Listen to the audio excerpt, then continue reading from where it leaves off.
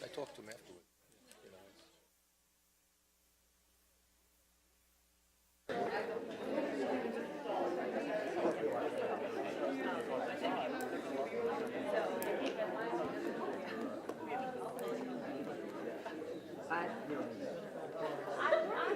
You can have 5 minutes. I don't. No, we'll share.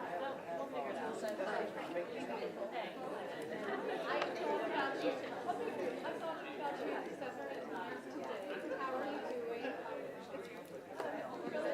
oh, the other night. You're gonna get the public comment. You know? I'll watch it later.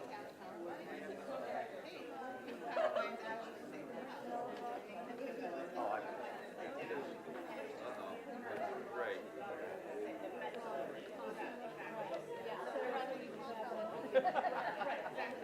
Now,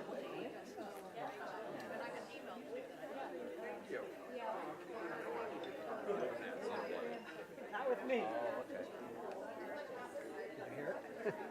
Yes, he is. I started to mention that one time.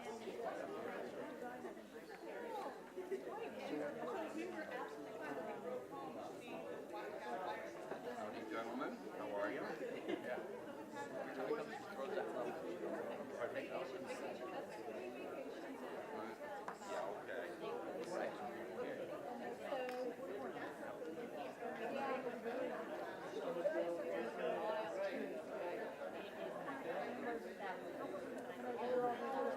Right, that's exactly what I said. You know, but he made a point about that.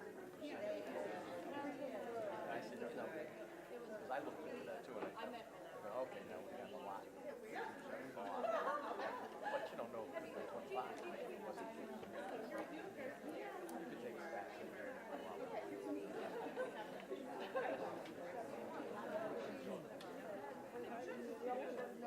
Right, exactly, yeah.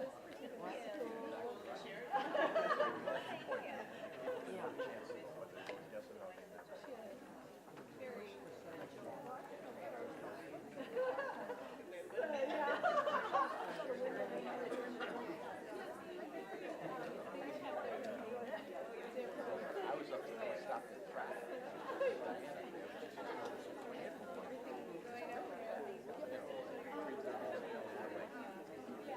Going home, I started seeing the clouds. I went to my basement. We got nothing. We got rain. And then when I heard,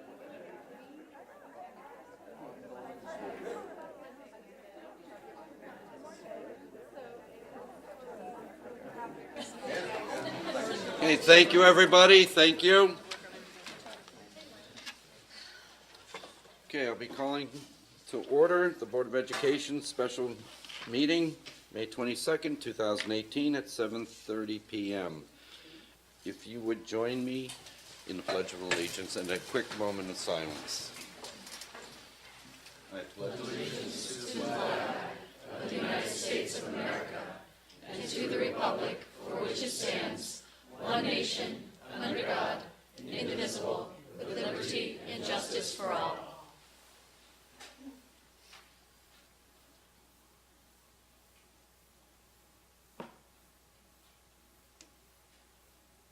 and thank you.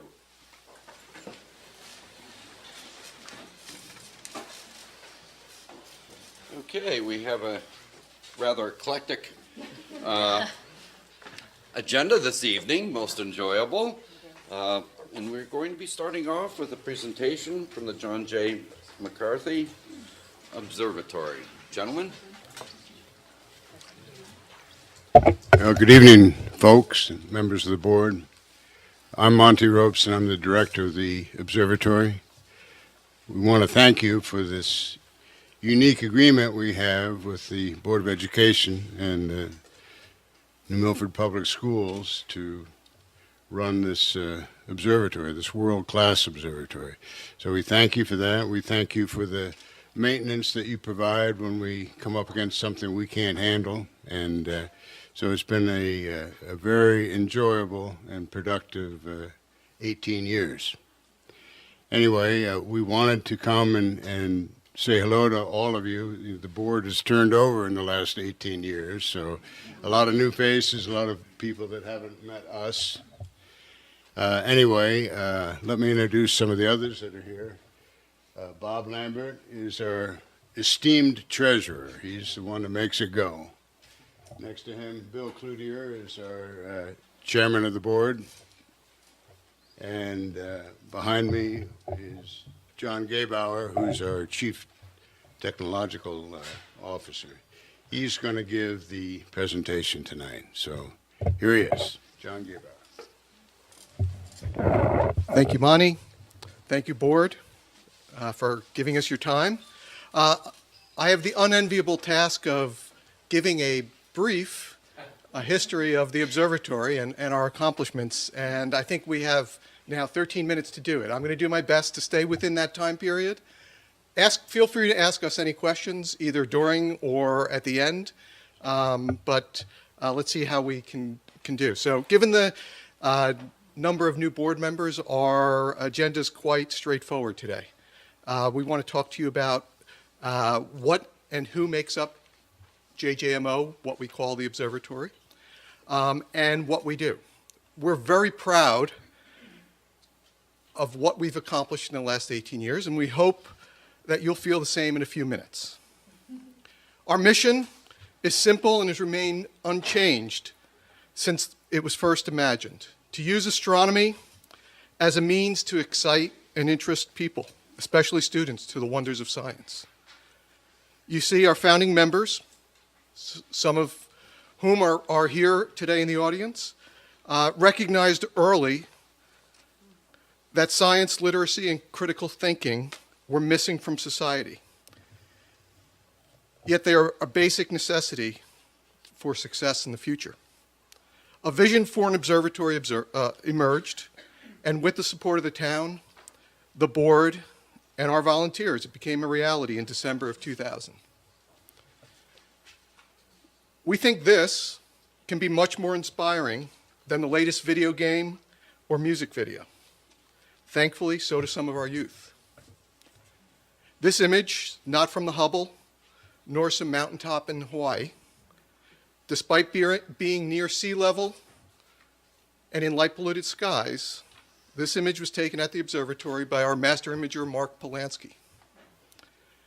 While only a pretty picture, it's indicative of the precision work possible and routinely done at the observatory. For those who care, this is the Horsehead Nebula and the Flame Nebula. And if you do a little exercise, hold out your hand, stick up your pinky. This image is about half the size of that part of the sky if you were to look into the sky. All right, so it's like looking through a straw, and that's the kind of resolution you get. JJMO has become, as Monty said, a world-class observatory, and also a science center that encompasses the observatory in the high school, the planetarium at Sarah Noble, a large deck, and a garden area that we call Galileo's Garden. The observatory has acquired a wide variety of equipment that can support its mission, all of which has been donated to the board. Some of this has been purchased, some of it donated, but all of it being used to further our mission.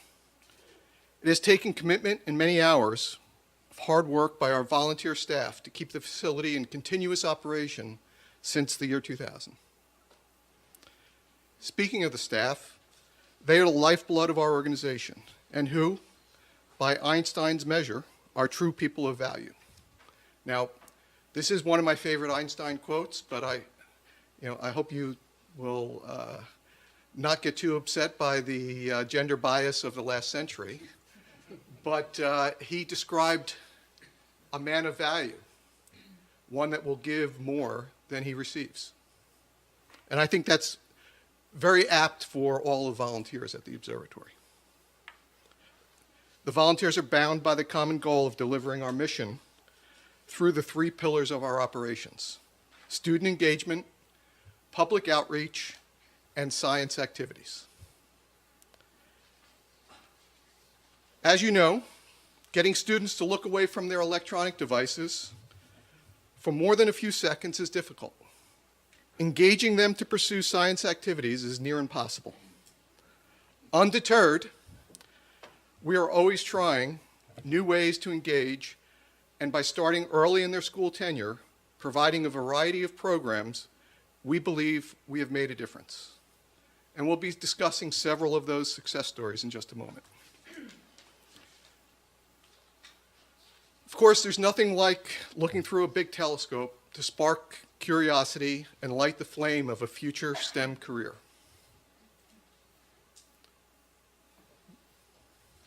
The observatory is likewise committed to public outreach and has hosted over 25,000 visitors in the last 18 years. There are very few communities that can boast that they have access to a facility at any time and free of charge like JJMO.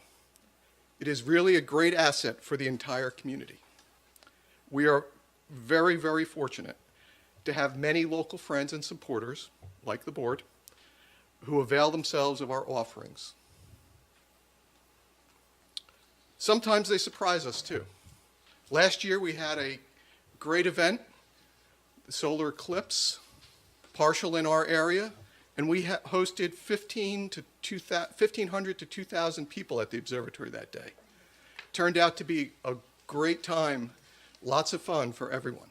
Of course, we only had about 500 glasses, and we had a share, and that was part of the fun.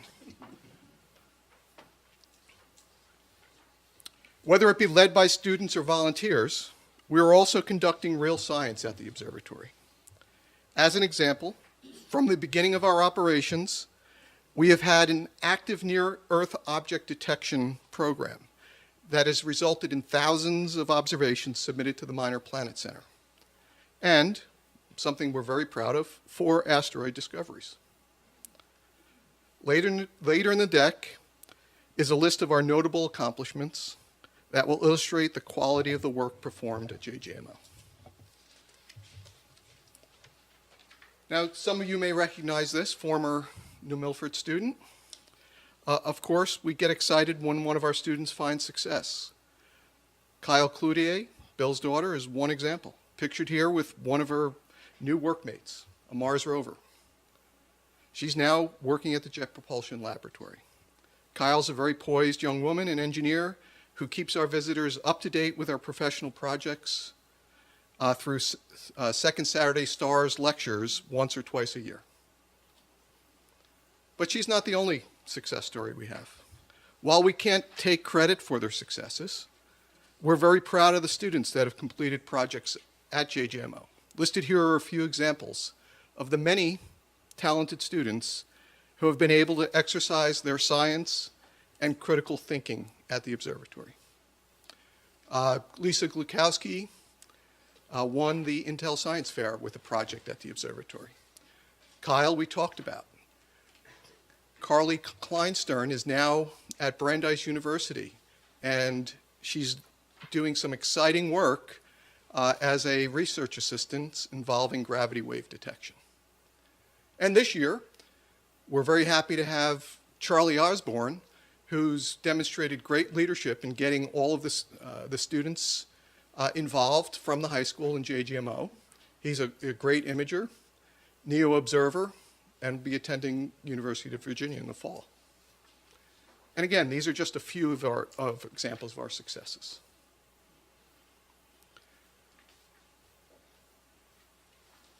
Many accomplishments were noted in the previous slides. However, there are some important ones that were not covered. In order to stay up to date with the rapidly changing field of astronomy, we sometimes fund professional development for our staff and also encourage staff to publish and speak. While it may not show very clearly, this is an image on the right here from our all-sky camera that's now helping to detect and track meteors and meteorites.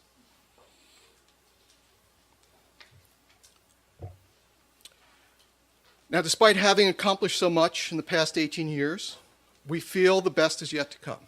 We always feel that. We have more than a few ideas and great ambitions, and we're confident that they'll be realized with the continued support of the community, the board, and our volunteers. Most notable of those aspirations are an expanded classroom so we could host more students and visitors, and a new and updated telescope to support all of our endeavors. Thank you for your time tonight. We're happy to answer any questions and hope to see you all at the observatory sometime.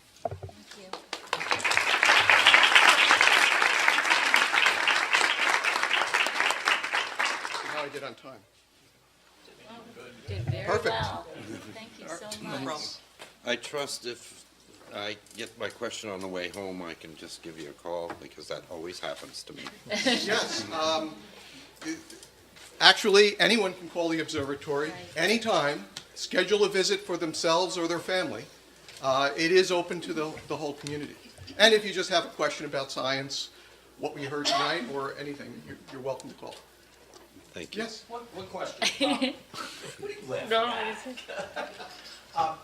I know you do great stuff. I've been there with my family. It's really wonderful. Do you run programs like classes for kids there outside of the high school, or the Board of Ed coming over? Type of thing? We do a variety of programs. Okay. It's one. I'm going to tie a couple things together. We have one student who last year, well, she's a senior this year. She's a senior this year. Just graduated. Last summer, on her own, she developed and delivered a summer program for young students throughout the summer. I think it was 6 or 8 classes of daytime work. But we host many scout troops. We used to do stuff for Sarah Noble with the planetarium. That program's sort of idle at the moment, but we do classes there. But we'll do pretty much almost anything that we're asked to do, and we'll take an idea and run with it and do others. Monty, did I miss one or two? You said. One thing, with help from Josh and Wendy, we made our adult ed program be family friendly. Okay. And so we had 3 very young boys and a high school junior in our adult ed class, and all of the attendees thought it was terrific that we've done that, so thanks to you two. So we're gonna keep going with that. Good, that's great. We've held adult ed classes there every semester since 2000. 33 consecutive Wow. adult ed classes. You're doing a lot of good stuff. Thank you. Thank you all. Thank you for coming. Okay, we'll move to our next portion of, I almost said the program, of the agenda. And that would be recognition. In this case, I'll turn it over to Superintendent Smith. Thank you, sir. Tonight we have a long list of Northern Regional Band celebrants. I saw Miss Taylor here. Don't know if Mr. Sizdak was able to make it. I think he might be at the Scatticoke event this evening, or... Well, his daughter's actually got a chorus concert in Cheshire. So, he was trying to get here last week, should we have had the meeting, but there was something that happened that prevented last week's meeting. So Ms. Taylor can come up and help me introduce the students. As always, we have a pretty long list of both regional chorus, band, and orchestra students. I'm going to speak a little bit to the group that went this year. Sure. Thank you for having us here tonight. It means a lot to us that they're recognized, and it means a lot to us that you support the music program here in Milford. There's a lot of students who really, the music program means an awful lot to them. And so even though we have a long list of people who accomplish the regional and all-state groups, there's still another whole group of them back at their schools who have talent and love what they do. So thank you very much for that. As far as their auditions are, in high school, they're pretty rigorous. You're competing against 9th through 12th grade. Okay, so for both choral and instrumental, they have to prepare a piece. They have to sight read, and they do scales. For the chorus kids, they had to learn to sing a piece in Italian, which just kind of adds a little bit to the challenge for them. Once they're accepted into the all-state groups, they're then eligible to audition for all-state, which takes it up yet another notch, and is extremely difficult because now you're talking about taking the talent from all over the state, not just the region, and finding the cream of the crop, so to speak. So the students that get accepted into those should be very proud of themselves, as the ones that made it into regionals. It's not an easy task for them, and I give them a lot of kudos for doing it. So what we'll do is we'll call you up one at a time. We're going kind of alphabetical regardless if you are chorus, band, or orchestra. So first on my list is Josh Abel.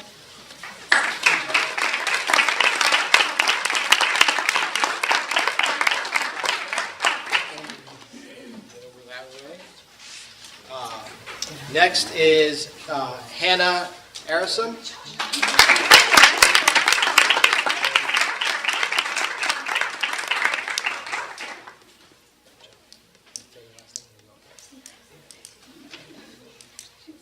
Jessica Birkin.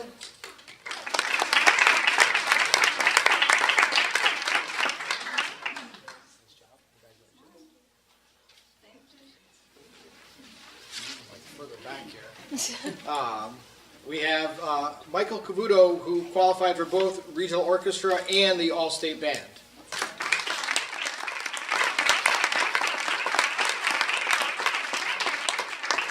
And not to be outdone, his brother Nick, also both band and state band.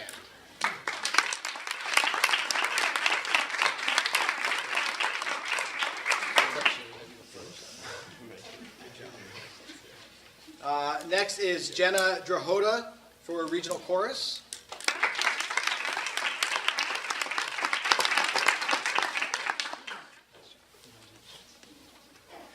And then is Duncan Edel for the regional band.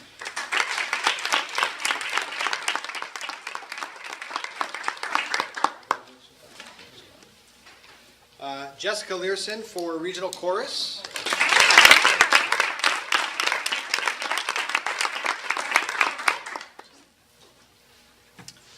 Amanda Banong for the regional chorus.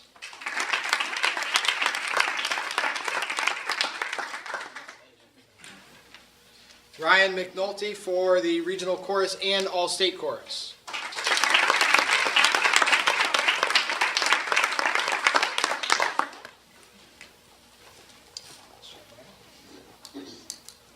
Christina Ornato for the regional chorus.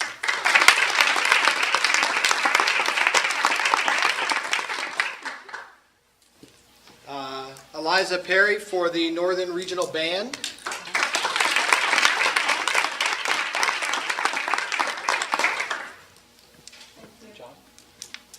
John Santoro also for the band. And Connor Stahl for the regional band.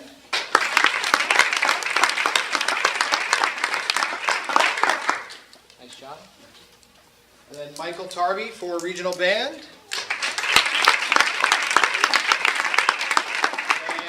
finally, good things, we're running out of space over there, Terrell Williams for the Northern Regional Band and the All-State Band.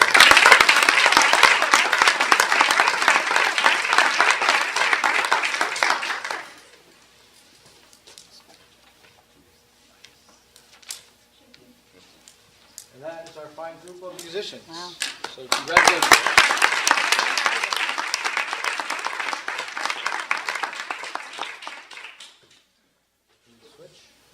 All right, so now we'll switch from the student part of the evening to the adult part, because behind all these students are a lot of caring teachers and adults that work to make not just music happen, but all of our educators. So each month we recognize an educator or staff member from each building in the district, and then one from kind of the district that's not tied to a specific building. So we'll start tonight, as appropriate, with kindergarten. And Miss Jennifer Andrea is a kindergarten teacher at Hill and Plain, and the comment submitted for her this month is that she is an amazing educator who makes school such a fun place that my daughter doesn't want to miss a day of school. She goes above and beyond regular curriculum and teaches kindergartner teaches kindergartner things other kids learn in second grade. She's very good with kids, a wonderful positive influence. I'm very, very happy and very lucky to have her as my child's teacher.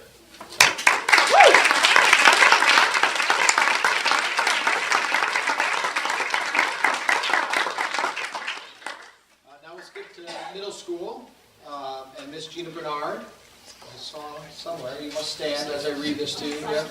So about Miss Bernard, Gina goes above and beyond on a daily basis to meet the needs of my daughter in ELA and writing. She takes time to differentiate instruction in order to challenge my daughter. She always finds just right books for her on her level and reviews them to make sure the content is appropriate due to her advanced reading and age or maturity. Gina always makes her students feel like they're important, special, valued, and loved. She knows what makes them tick and takes time to inspire them to be the best they can. She makes learning fun while maintaining rigor and encouraging students to be engaged and responsible for their success.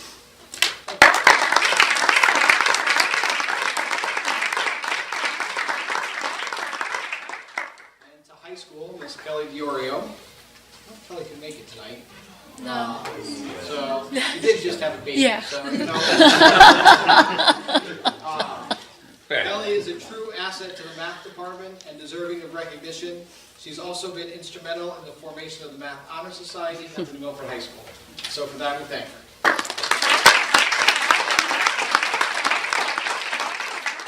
For our non-school specific, as appropriate, is our teacher of the gifted, Miss Yvonne Dacey-Croy. Yvonne does so much to keep our tag kids and students in the schools feeling included and valued. She makes sure they get the enrichment they need with special touches like cards, letters, personalized suggestions. She gives each student important support during those difficult to navigate school years. And she provides resources for parents to help us raise our children as well. Thank you.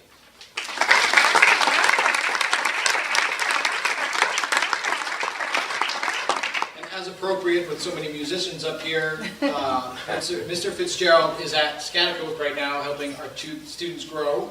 Mr. Fitz manages to teach a difficult subject while making it fun. He's extremely patient and still keeps his sense of humor, so much so that both my children want to continue learning how to master their instruments.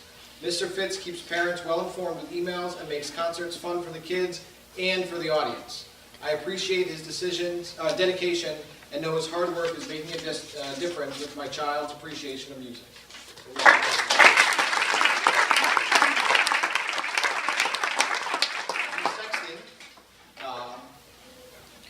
Miss Shana Sexton is from Northville.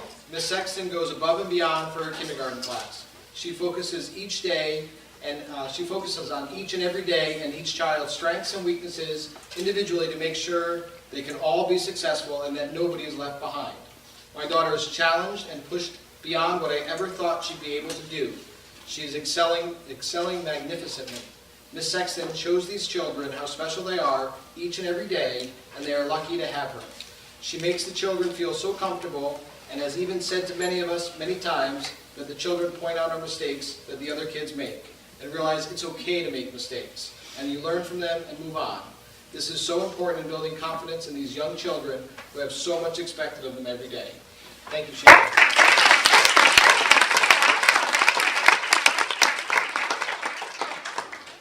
So for each teacher, we have a pin that they can wear to commemorate the fact that they've been recognized.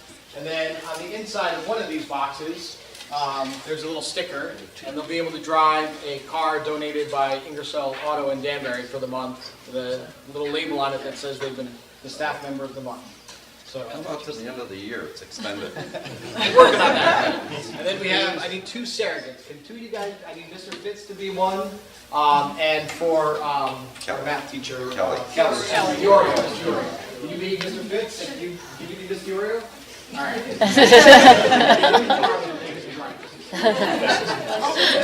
If you win, give it drama.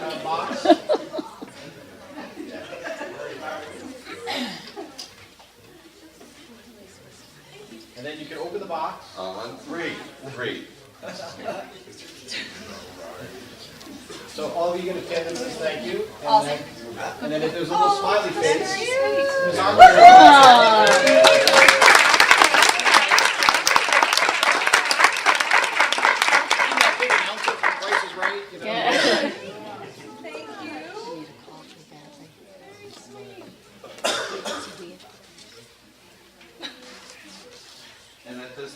please join us for some refreshments for all the accomplishments from the students as well as the staff. But I will if I have to.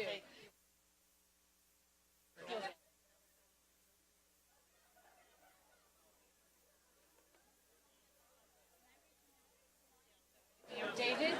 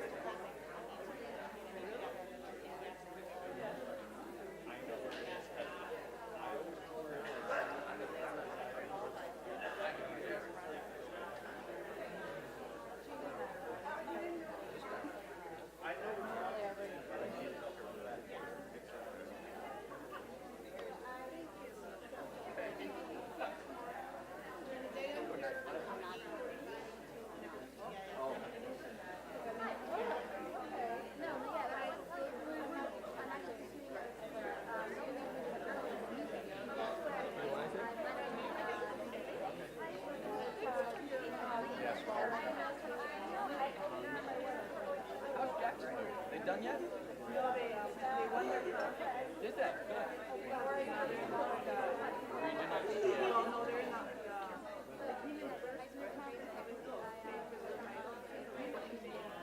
Their name? It's gonna be cool, literally. That's good. Was he stalking? Good. I was watching the Met game, and I didn't know who the pitcher was for the other team. But he said, you know, University of Boston. Yeah, and they said they were professional.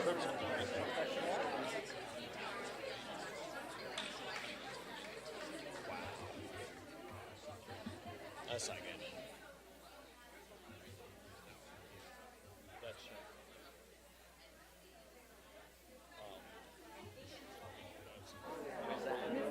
Mistake, okay.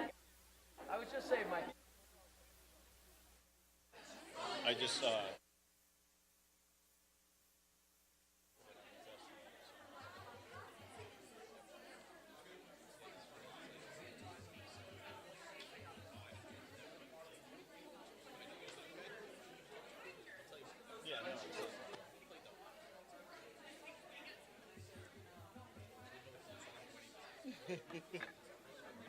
yeah.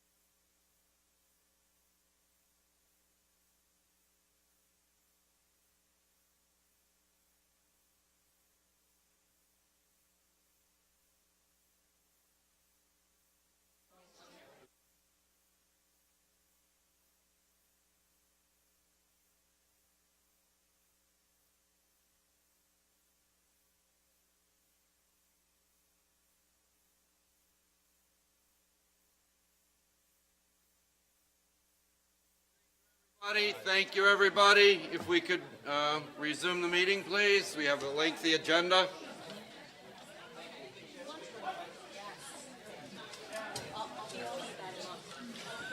Really? You think? I don't know.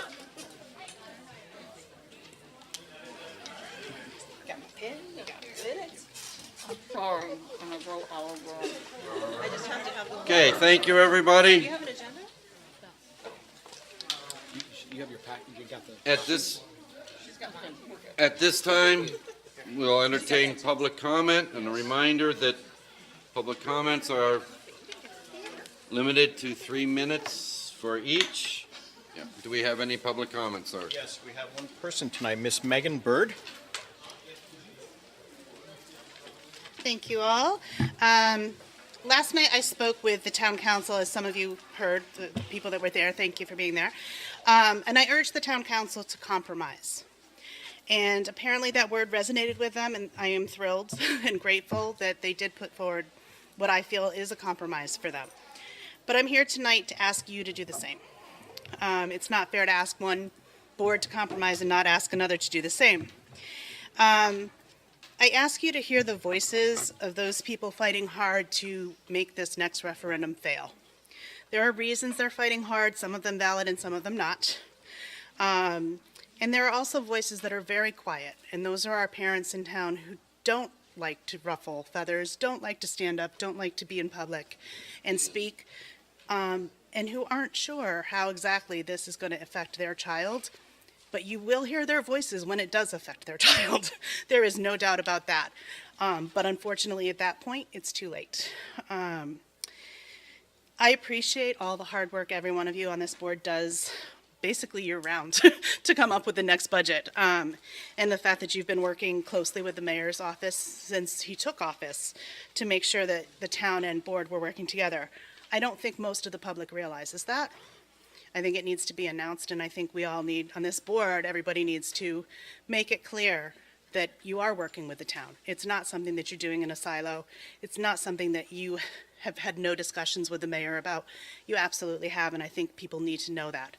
If the mayor won't announce it, I think you all need to announce it and make it very clear. But in my effort to say how I'd like you to compromise, basically I'd like you to identify the areas that you know are going to be gone.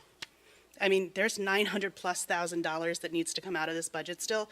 You know some things that are definitely gone at this point, whether that be Chromebooks or TI-84s, which are both, by the way, very hot buttons. They're considered freebies, as if you were giving them out to all of the students in the school, not putting them in the classroom for use, but like the kids were taking them home, they're labeled as freebies on Facebook. If these are things that you are considering, or not considering, these are things you're looking at and saying, yeah, that's a line item that's definitely gone, because we just can't support it, you need to say that, and you need to say it now before the referendum, because you need to show the public that you are working on it, and you're listening to what they're saying that they don't think is important. I disagree with those two items, but those are two items that I think we could be able to get through other sources, whether it be donations directly from companies or grants or whatever, even if it's asking parents, can you donate one? I think there's probably 30 parents in this town that would gather together and buy a calculator and donate it to the school. So I know that you don't like to share ahead of time what's going to be coming because speculation just goes wild. Things can get rampant, but I'm asking you if there are specific items, even small ones, that you can say these are definitely gone. We will be looking into other sources to replace those, whether it be donations or whatever, as I just mentioned, that's great.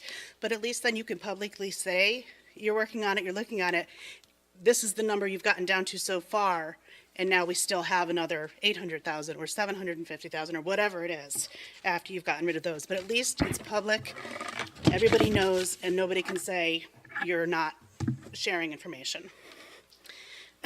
Excuse me, kind of got off topic here a little bit as well. The public also needs to hear from you all that you support both sides of this budget.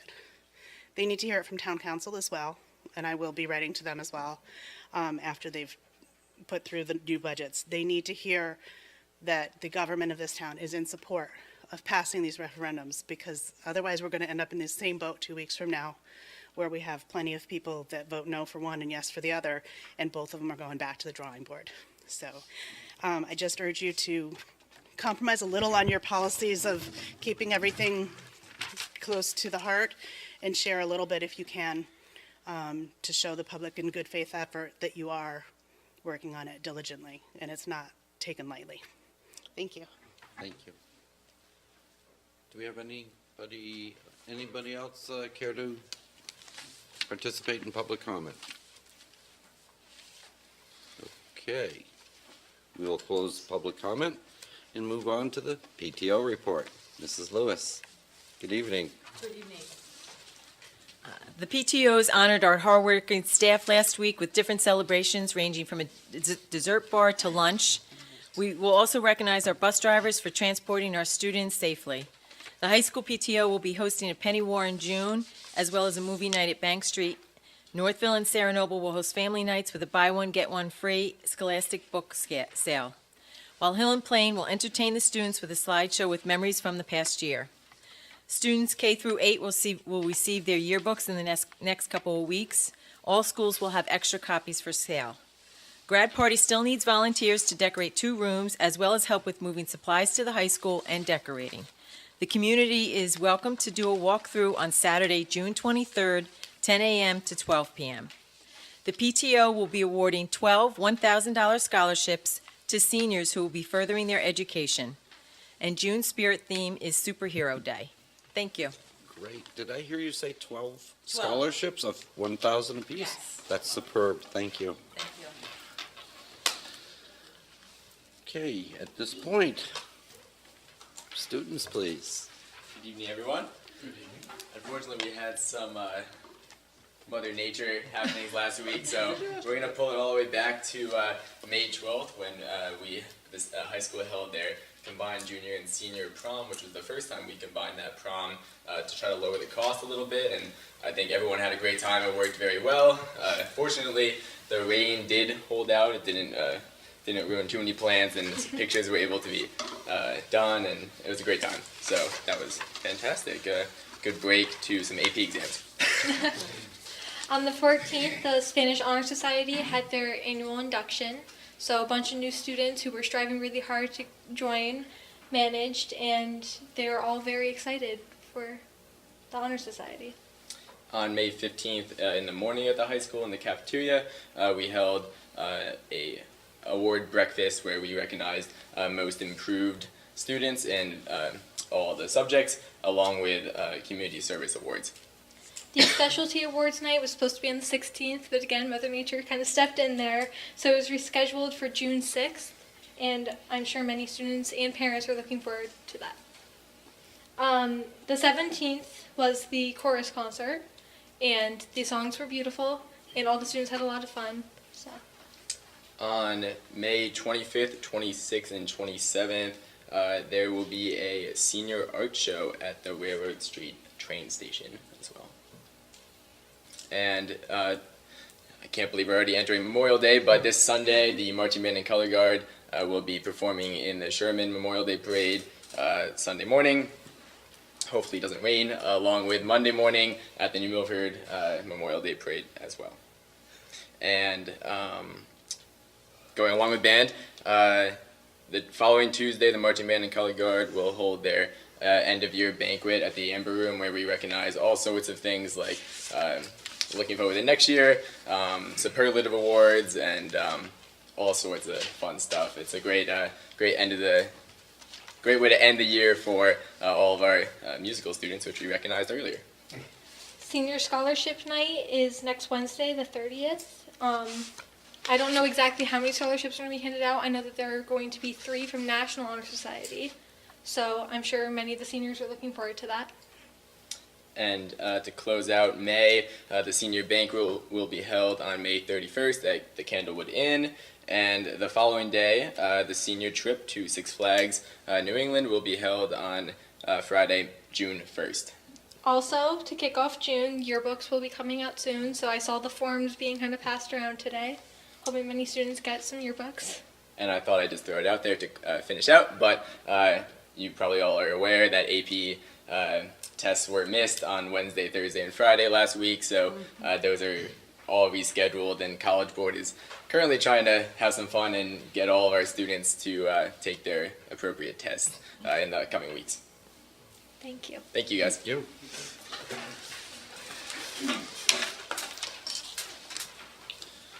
Okay, item 7, approval of minutes.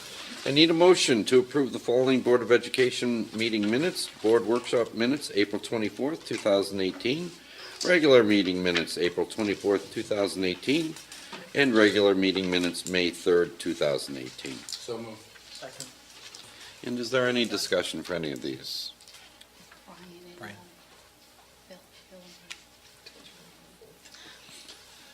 Okay. All those in favor? And opposed? Thank you. And we'll move on to the superintendent's report. Thank you, sir. Good evening. May has a lot of staff appreciation connected to it. So in the month of May, we recognize and appreciate the nurses, our food service professionals, Teacher Appreciation Week. We're all in the month of May, and it feels like we've only been in May for a couple of weeks now, so that's a busy beginning of the month. And then, again, Bus Driver Appreciation is coming up. The end of year has been a topic discussed by a few people in town, and really all of Western Connecticut. Obviously, the storm last week has made things complicated. I can say with some relief that Memorial Day is no longer in play, and we don't have to worry about going to school on Memorial Day, but that was a conversation that was happening at some point last week. The kids were like, no scare tactics, it's in the rearview mirror now. I can also confirm that we've been in contact with the State Department about kind of relief for the end of the year, and really that would have only come after we used Memorial Day and gone to the 29th. So that is at this time, and hopefully we won't have any more incidents between now and the end of the year, but right now that does not look like it's in play either. Our current goal is on Friday of this week to send out a communication to staff and parents. I believe we've worked through most of the student logistics, and we're working on a large amount of staffing logistics as we move to the end of the year. And remember, our fiscal year ends on July 1st. And so the fact that we're now bumping right up against that creates, some new problems and challenges for us. We often say that there's no book to help guide this. So we're kind of feeling, not through the dark, we're not feeling our way in the dark anymore, but we are feeling our way through this process. And so we're working with other school districts, human resources, legal, all of those pieces. And I hope to have some details out to families because I recognize the end of the year is coming quick and people have plans. I wanted to mention, this is the first year we did a combined prom. And by all accounts, it was extremely successful. The turnout was really high. There was concern when we started this shift. Tickets were very affordable. And I think everybody had a good time, and so it was good to hear the same feedback from the students. Kind of connected to the storm conversation, I just wanted to point out that we owe a huge amount of gratitude towards the Eversource employees and the people that really came on site.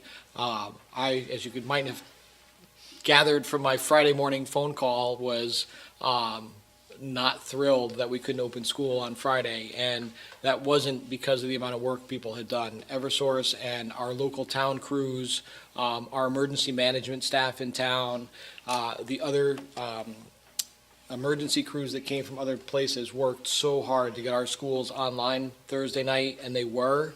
And had there not been Thursday night unforeseen events where new trees came down and new lines dropped, we would have been able to open. And so I just wanted to kind of go on record that the men and women, both of this community and of the Eversource group and those that helped them, they take a lot of heat when power doesn't come back up, but they really worked hard to get the high school and Hill and Plain online, and it didn't go unnoticed. And then we still have some fallout, so we're still looking at some electrical equipment and some other things that kind of are residuals from that storm. We're working with the insurance company to see what we can claim and what kind of qualifies and what damage as everything comes back up and we kind of get people in the buildings again, what things get uncovered. So that is a large amount of cleanup, and we're working with staff too. We have pretty good structures for snow, winter storms, as far as communication tools and protocols. Tornadoes is not something we have a lot of experience with weather-wise, and so this is an opportunity, not that we're going to need it anytime soon, but for us to reflect on kind of the structures we went through and to see, should they happen again, how we would handle those pieces. So, interesting learning experience, and it was extremely difficult for a lot of staff and people in the area, so we thank them. Thank you.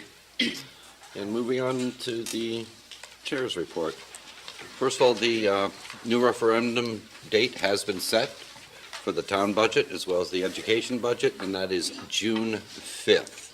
The referendum date is now June 5th, and of course I urge everybody to come out and vote that's eligible and see where we can go from there. Also, going way back too because of our cancellation, but on May 10th, myself, the operations chair, the vice chair, and the administrative team met with the mayor, and we have officially closed the gap of $750,000 that was imposed on the town and the school with the mid-year cuts. So we're okay on that for both the town and the school. And again, I cannot stress this came about as a result of collaboration and cooperation and patience. And we're all to be commended for that. Moving on, last night at the town council meeting, okay, bear with me. Last night, the town council approved the Board of Education budget to be brought to referendum. Now, this budget includes the restored funds of $1.1 million in educational cost sharing, which we did not know before the first referendum, and an additional $400,000 in aid to the town for the pilot program, which is payment in lieu of taxes. And that's for things like the hospital, universities, colleges. In other words, these type of entities. So that's a total of $1.5 million that, quite frankly, I wasn't expecting, and I'm not sure the town was either. So instead of the 3.87 from the last referendum, it is now at 2.6 combined. So that's something that is welcome news. Now, on the other hand, to appraise everybody, with this passing the town council, we are still going to experience, assuming this passes, a $960,000 cut. Okay? 968. Pardon me? 968. Not 968. I was close. guess. And again, your suggestions, if you can forward them to the superintendent, myself, operations chair, and again, I think with the patient's cooperation and collaboration, we can come through with this. And that's all I have to say. I'll just make a clarification. Yes, ma'am. So the 968 is not an actual cut to the Board of Education budget, it's a reduction to our request. All right, moving along. Thank you. Committee reports. Facilities.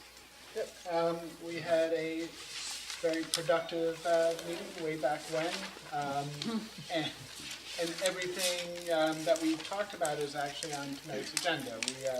We looked at the thermal roof scan, and there were some recommendations for repairs to our roofs that are upcoming.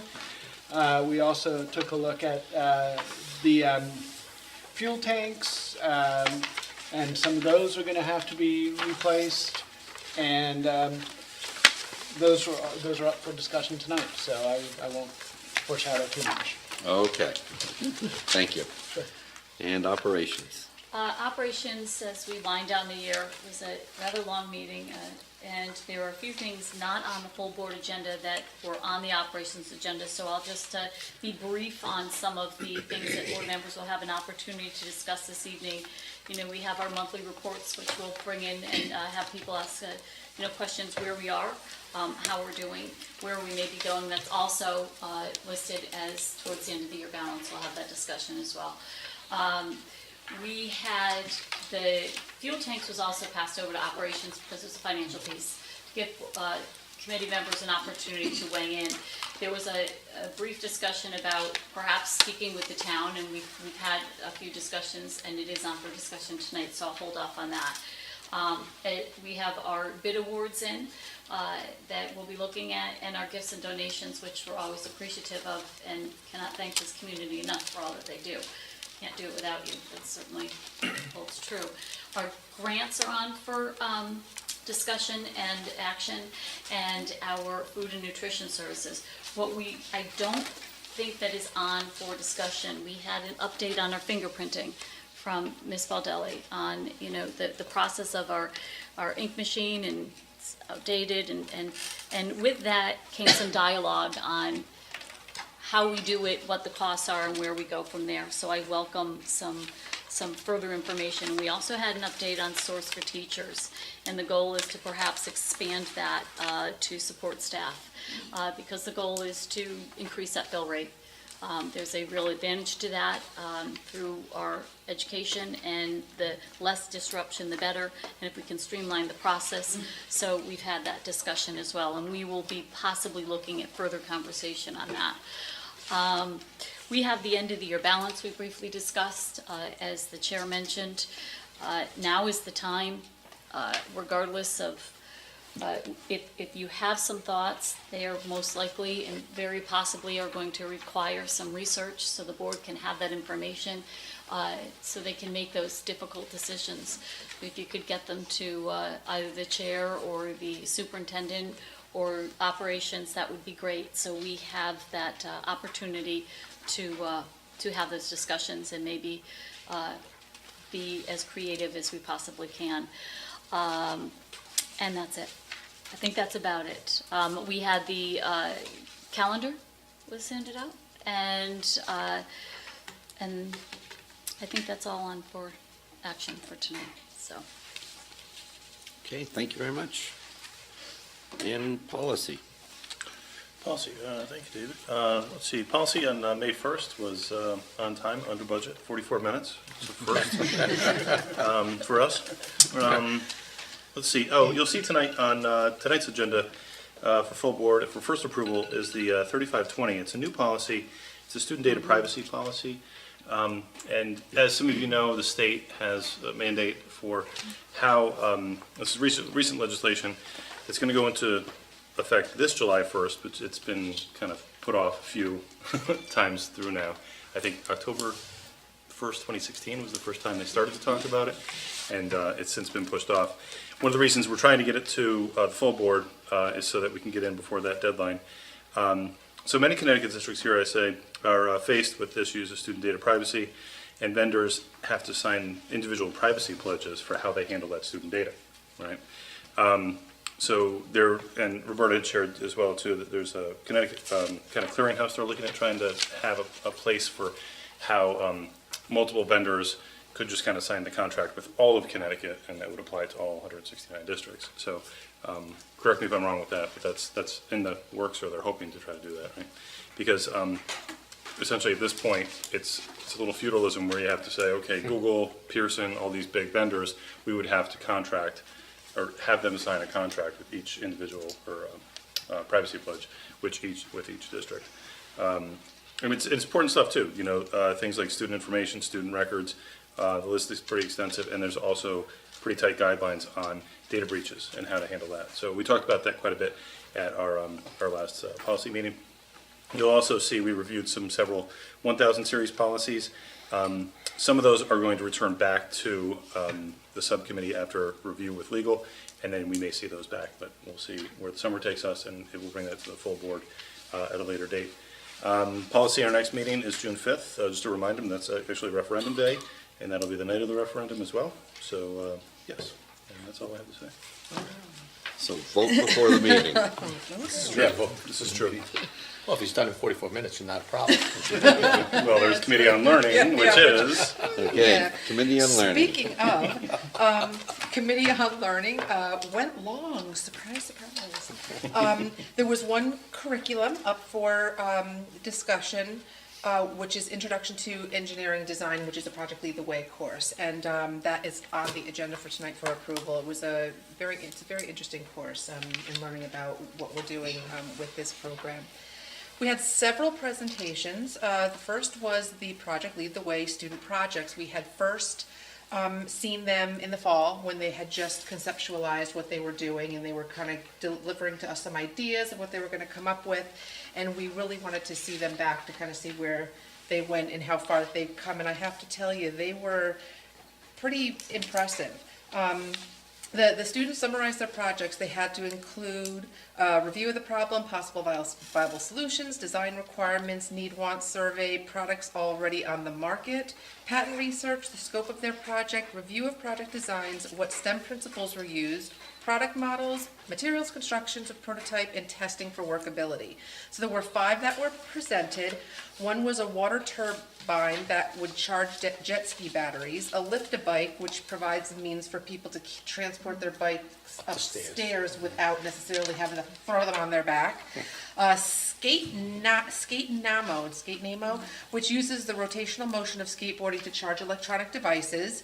The Disturbance Defender, which is an improvement to riot shields used by law enforcement, and a table that's designed to help a disabled person move and identify ownership of packages. And this was done by a student who had a person in mind when she had created that project, and trying to find a solution for this person who was having difficulties receiving bigger packages and being able to turn them over and read them. So that was very interesting to.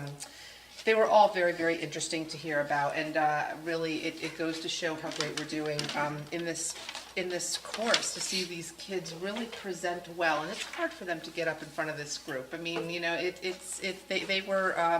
did a good job. So we thank them for that, and we hope that we'll get to see that again next year, because we like to see the work of our students. We had a Project Lead the Way update, Project Lead the Way enrollment by grade and gender. Since 2014, when Project Lead the Way was certified for college credit, 40% of the 562 students who have participated met the University of New Haven's requirement for credit, which is a score of at least 75% and 6 on the national test.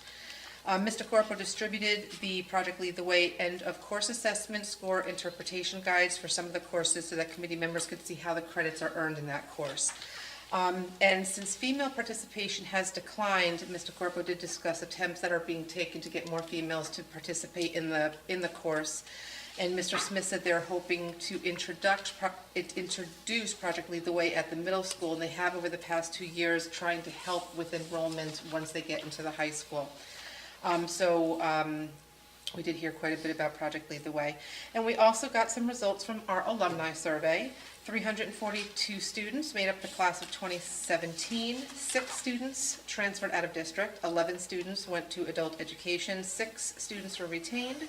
13 students discontinued schooling, and 306 students graduated from the high school. The survey was mailed to any member of the class for which they had an email. In this case, there were 249. The response rate was 62 students, or 24.9%. Panorama, the district survey vendor, crafted the open-ended responses. Questions included courses taken in high school, AP courses taken, current status of post-secondary pursuits, major course of college study for those enrolled, and reason for stopping college if applicable. And Mr. Corpo did distribute the results to the full committee.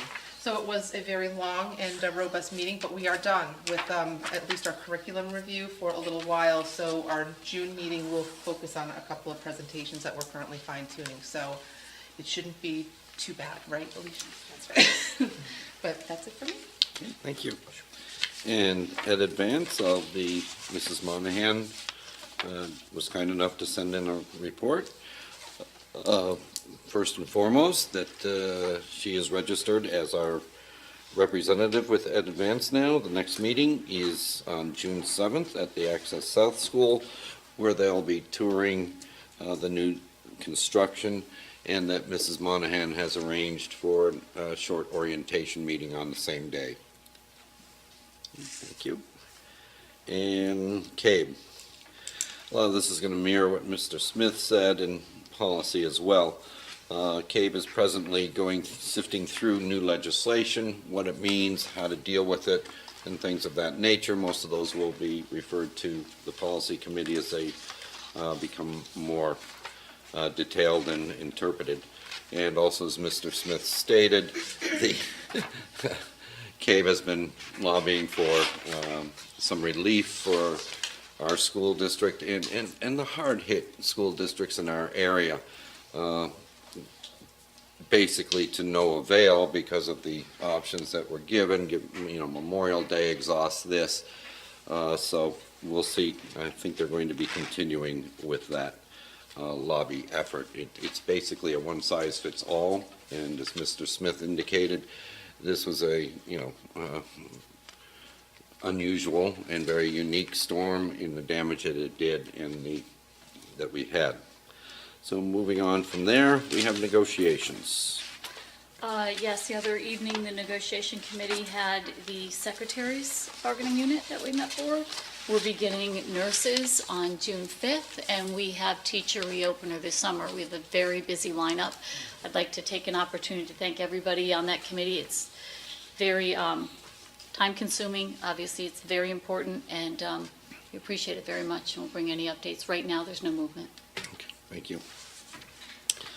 And that brings us to the magnet school. Again, Mrs. Monahan could not be here, but again was kind enough to send in some notes for me.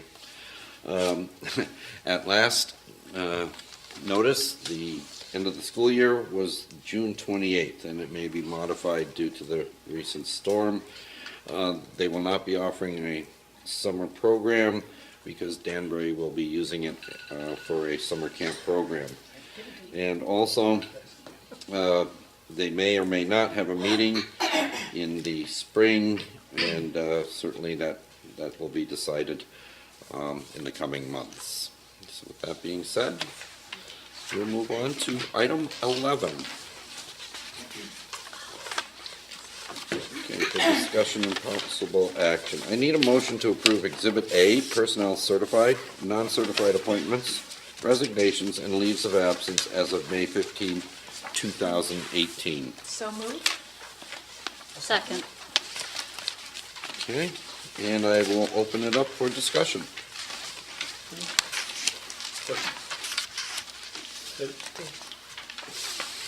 Yes, sir. Just a point of clarification, I see, again, I'm always amazed at, the volunteerism in the community, and I look down the list and to see people helping. With coaching, it's excellent. Just a point of clarification as far as some of these spring/fall football stipends, right?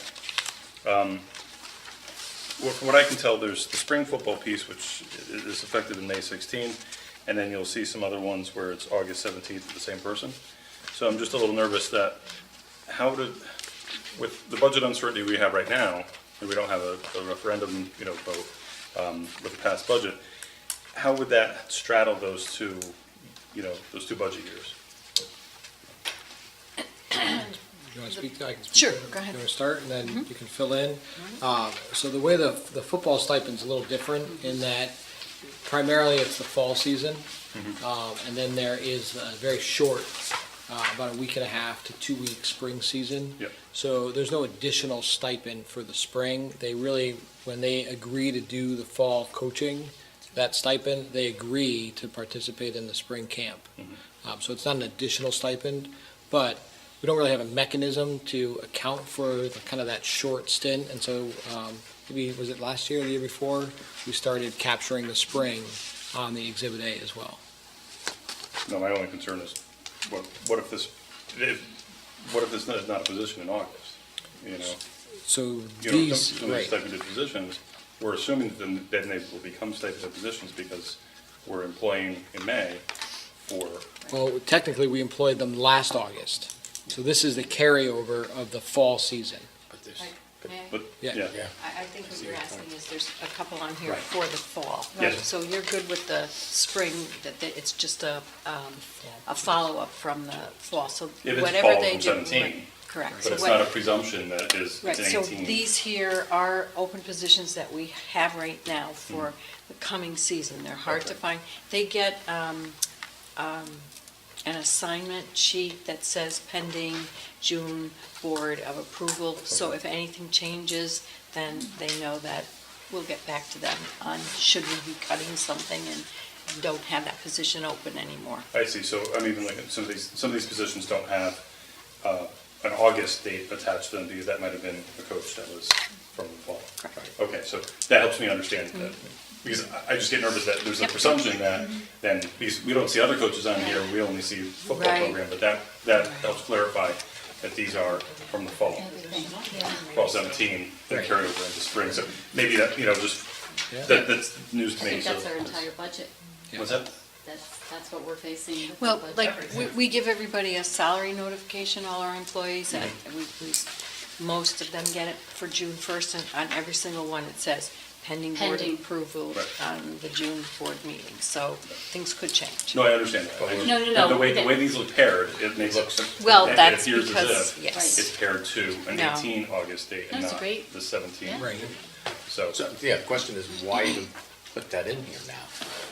Because those were positions that were open, the recommendations, coaches get hired in other places too, so Okay, so that's the that's reason, the okay. recommendation to hold the spot. If anything changes, When they everybody do knows. training over the summer, Right. there's camps that some of these coaches will go to. And they all know it's contingent on the final budget. okay. Thanks for explaining that. I think that's a good illustrator for all of us. Thank you. I agree. Any other questions? Okay, those in favor?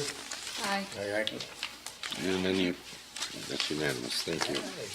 I need a motion to approve monthly reports, budget position dated April 30th, 2018, purchase resolution D710, and request for budget transfers. So moved. Second. Okay, and any discussion? Obviously, the minutes from operations reflect some of the conversations, but I just wanted to have a little bit more conversation, a few things. When will we receive the final excess cost? I I probably asked you this like every day, I know, mean- but I know.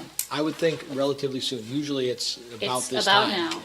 The So, last 2 years, it was, last year it was May 26th, and the year before, May It's any day. 30th.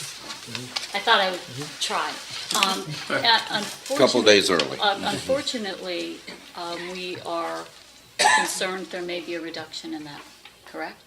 we are anticipating a About reduction 200,000? of 200,000. So that is a large number that we have to obviously take into account as we close out our books. And as soon as we know, we'll pass that on to the board. So I wanted that to come into the record.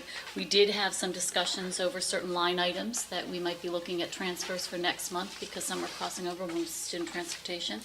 So this is really just a conversation, so when you see us coming into operations next month, it's not a surprise, although many of you were there. Just one last thing, if I could, I had asked for a tally of the capital, the 322,000, and perhaps by next month, we've had a lot going on, so I know that. If we could have a breakdown of that, where we are on that for next operations would be great. Okay, that's all I have. Thank you. Because a lot of this is, we'll have a further discussion, so yes. I don't want to take that time up. Thank you. Okay, those in favor? Aye. And that's unanimous. Thank you. Okay, I need a motion to accept gifts and donations, PTO Exhibit B, in the amount of $6,400. And I'll make that motion. And again, and coupled with the report tonight of another $12,000 in scholarships, that's just absolutely remarkable. Can I make a comment on Just that? absolutely. As I mentioned before, we also heard, there's been a lot of conversation, and last night at the council, and rightfully so, there was comments made about the community working together. We see this every month. We don't take it for granted. But I was wondering if perhaps by our June meeting, we could have a bit of an overview of how much we've received to the Board of Education from various supporters. So we know what we see, but I think the community also needs to be reminded of how fortunate we are and what people do to get out there, volunteer, and contribute to our schools. So I'd like to see that number. David, can I piggyback on that too? Absolutely. That's actually something that we looked at in policy too, that we have a policy that's a biannual policy, I believe, right, for us to review gifts and donations to the schools. So I think one of the mechanisms we had spoken, if I remember the conversation in policy, was kind of a mid-year and also an end of year. So that, but that's also board policy, that we do that, and that reporting comes back out. And I believe the threshold was $500,000, the reporting back to the board as far as like a digest version of that. So if I remember correctly, I don't know, you remember that? We spoke about that in policy. But we said that June could be a good opportunity for that. But it's also in our own policy, so it would behoove us to do that, I believe. That's a good idea. Thanks. Thank you. Go ahead. I do know that the PTUs are currently working, each of them individually, on a wrap-up of what they've done for the full year, and it's a wonderful snapshot to be able to see everything that they've done, all the money that they've brought in, all the volunteers in their individual schools that have stepped forward. It's a long report that the PTUs really do their best to fill out, and so I do believe that hopefully that will be presented, or at least to Josh, so that he can present it when that report comes in, because it's very impressive. It really is. Thank you. Okay, those in favor? And that's unanimous. Thank you. Okay, policy for first review, 3520, student data privacy. Any questions or comments? And again, this is the first review. We'll get a second review, and then we'll have a third review, which will be the adoption. Okay, thank you. Moving on to E. I need a motion to approve the following curriculum: Introduction to Engineering Design. I will move that. And I'll second it. Any discussion? Those in favor? And that's unanimous. Thank you. Okay, item F, I need a motion to award the bid for septic cleaning to New Milford Septic. I'll move that. Second. Excuse me? Second. Oh, good. Oh, I Falling heard two or asleep. three. Any I know. discussion? Yes. Yes, ma'am. Although they are the lowest bidder, it should be noted that there's a well-established positive relationship, and so I'd be supporting that. Okay, thank you. Those in favor? And that's unanimous. Thank you. Okay, I need a motion to award the bid for boiler cleaning to Penmar Boiler Cleaning. Second. And any discussion here? It's the same situation. Those in favor? And that's unanimous. Thank you. Item G. I need a motion to approve the Adult Education ED 244 grant in the amount of $112,000. So moved. Second. And any discussion? Quick question, was there a reduction in that grant amount? There was a reduction in that grant amount. Oh. It was reduced by $33,400 based on the reduction from our operating budget of that director position. Thank you. Those in favor? And that's unanimous. Thank you. And item G, number 2, the IDEA grant. I need a motion to approve the IDEA 611 grant in the amount of $871,110 and the IDEA 619 grant in the amount of $34,315. So moved. Second. And any discussion there? Okay, those in favor? And that's unanimous, thank you. Okay, the item H, Healthy Food Certification Statement. I need a motion that the New Milford Board of Education continue its participation in the National School Lunch Program, excuse me, and pursuant to Section 10-215F of the Connecticut General Statutes, certify that all food items offered for sale to students in the schools under its jurisdiction and not exempted from Connecticut nutrition standards published by the Connecticut State Department of Education will comply with Connecticut nutrition standards during the period of July 1, 2018 through June 30th, 2019. This certification shall include all food offered for sale to students separately from reimbursable meals at all times and from all sources, including but not limited to school stores, vending machines, school cafeterias, and any fundraising activities on school premises sponsored by the school or by non-school organizations and groups. So moved. Thank you. I'll second that. Any discussion? I have a question. Yes. I do believe this was asked last year by Andy, but I'm going to ask it again. What money do we get back from the state for participating in this program, and what are the consequences for not participating in this program? So I can speak in general.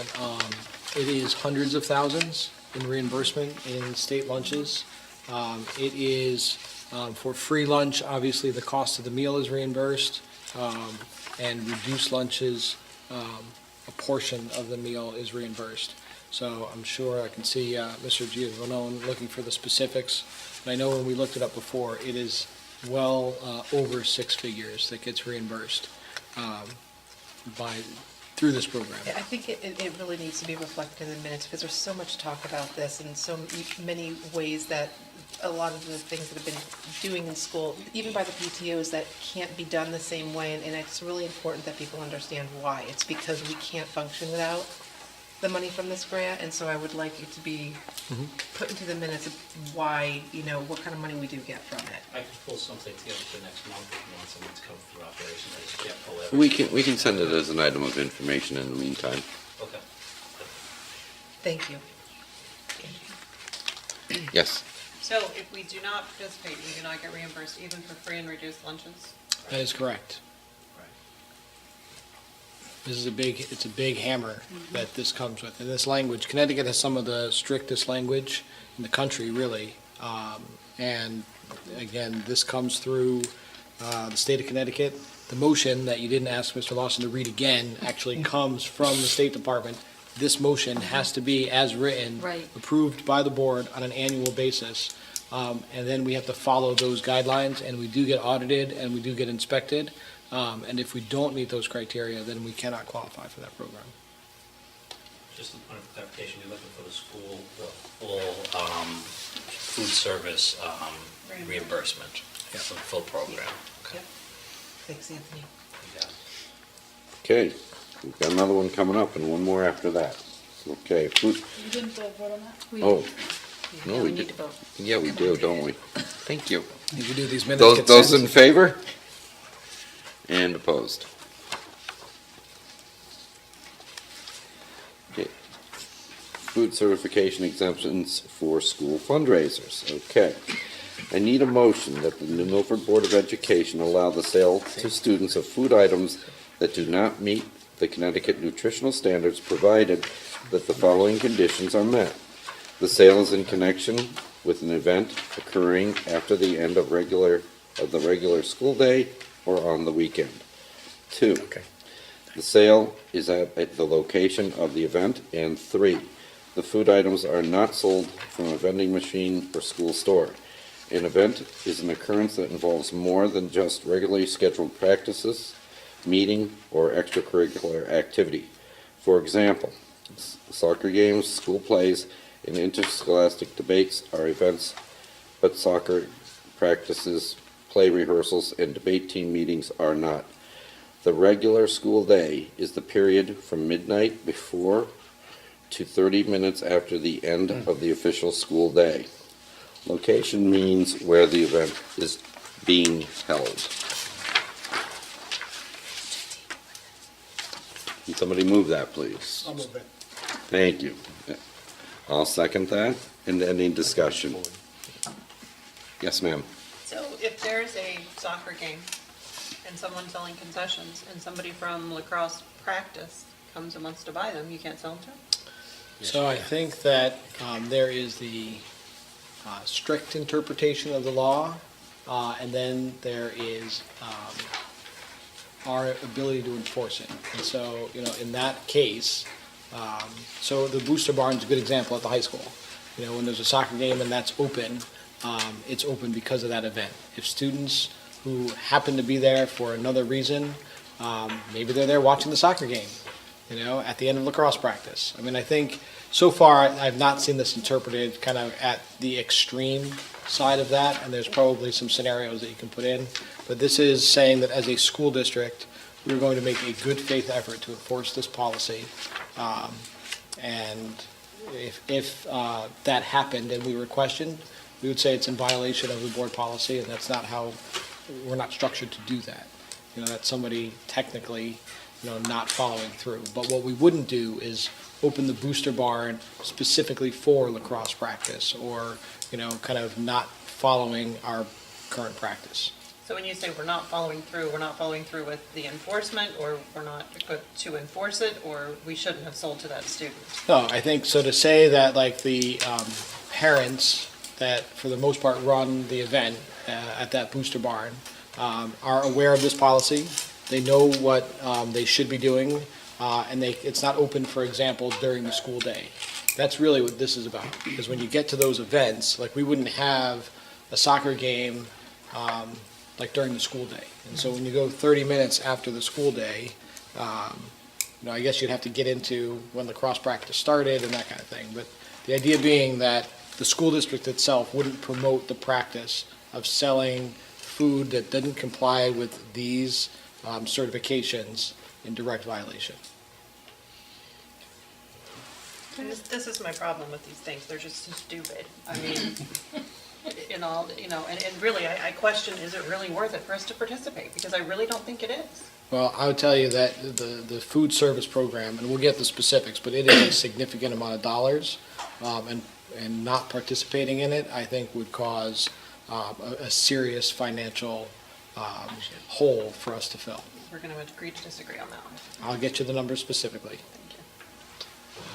Is this a change, or is this just a rollover from last year? I believe we do this every year. Every same year. language. Every year. Because my understanding is that anything that happens any food that is served outside of school hours is allowed. So bake sales, pizza, anything that's brought in for students, because when we do things in school for teachers, such as staff appreciation lunches, that is okay because we're selling to. We're not selling, and I'm it's to sorry, because we're teachers. giving to That's right. teachers. What about school stores that sell to teachers? Because I know that there are some So, where like at they. Sarah Noble, that, And it's a learning experience That's for the students. So we're. this is about sale of food to students. Okay, so faculty. It's different. Either selling it or providing it during the school day is okay, but we're talking about students, and after school is still fine. So after school activities, whether they happen in the evening, in the weekend, or anytime 30 minutes after school is allowed. Right, that's number 2 of the 3 motions, is that exemption for after-school hours, the Saturday wrestling tournament, where the parents do concession stands, all of those kinds of things are exempt. Just again, a point of clarification, our food service is self-sustaining. That is correct. So this number, if this number is as big as we're being led, Yes. to believe, that, having gone through negotiations, I know that those numbers are pretty tight, and that tolerance is pretty tight Yes, between being sustaining and non-sustaining for the food program. correct. So if this is if we're talking about a $100,000 plus amount, that could mean we are on the hook as a board for that money Yes, for our food service program. that is correct. So that being said, But the food service is not hurting in any way, shape, or form. They do well. It's not like they're running at a deficit. I don't think they're flush enough to, they're able to put some money back I think in. you should look at that number. I'd like to direct us back to the motion itself. And valid points, and we will do our best to get the amount of reimbursement that we do get from the program. Any further questions or clarifications? Okay, those in favor? And opposed? Thank you. Okay, one more on beverages. Okay, number 3, beverage certification exemptions. I need a motion that the New Milford Board of Education allow the sale to students of beverages not listed in section 10-221Q of the Connecticut General Statutes, provided that the following conditions are met. 1, the sale is in conjunction with an event occurring after the end of the regular school day or on the weekend. 2, the sale is at the location of the event. And 3, the beverages are not sold from a vending machine or a school store. An event is an occurrence that involves more than just a regularly scheduled practice, meeting, or extracurricular activity. The school day is the period from midnight before to 30 minutes after the end of the official school day. Location means where the event is being held and must be the same place as the food sales. I can entertain a motion, please? I'll move it. Second. And any discussion?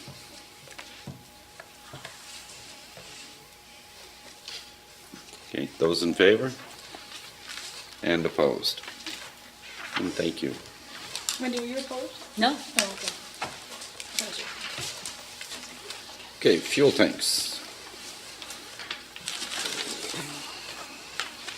Item I. I need a motion to award the bid for the HPS, I've never seen it put that way, fuel tank replacement to ETT Environmental Services. So moved. Second. Thank you. And any discussion? Yes. Oh, no, I'll defer, go ahead. Go ahead. Who we got? There's no bid on the SNAS? How's that From work? the ETT. From So- ETT? So we have bids on 3. Right. That we talked about. The Hill and Plain one is, of the 3, the only one or Hill and Plain is the only building that requires this fuel tank to actually heat the building. Okay. So where we have more leeway as to the time frame of Sarah Noble and the Lillis building, the Hill and Plain one, if for any reason this tank installation doesn't happen before the heating season, we would not be able to have school at Hill and Plain while this tank is replaced. Sarah Noble, for example, runs off natural gas, and the oil tank really runs the generator system or acts as a redundant system in this building. So although not ideal, we could replace the tank even through the fall once school starts. At Hill and Plain, once this construction begins, we cannot heat that building. So and there's a 10 to 12 week lead time. So the Hill and Plain one is the priority of the three. Thanks. Let's just take this approach a little bit differently. Is your intention to bring forward 3 bid motions or 1? Tonight, we're bringing them forward, I believe, as individual motions. But all 3? We chose not to bring the Lillis one forward at this time. Okay, can I speak to the first one then? I just wanted to get a clear picture because Yep. we all know that the fuel tanks, the discussion came out in January, and they need to be replaced. There was a discussion at facilities and discussion at operations that they need to be replaced, what the timing is, and now how do we pay for them? That's the piece that's missing of this motion. So we did have a brief discussion with the town. They're well aware of this. The town is in the same situation and looking at, replacing some tanks of their own. And my concern is that we know that this needs to be done because of timing. I can certainly, and I hope that the board would hold off on the Lillis and possibly SNIS. We have a little bit of time and we need to really take some time to go through this. But if the motion passes, that pretty much means that this is coming, we are telling the vendors that we're going to go ahead and actually request this. And it's coming out of our budget that we live in right now. So I think that conversation should be transparent with the board members that we're looking to correct a $92,000 payment in some way out of this year's budget.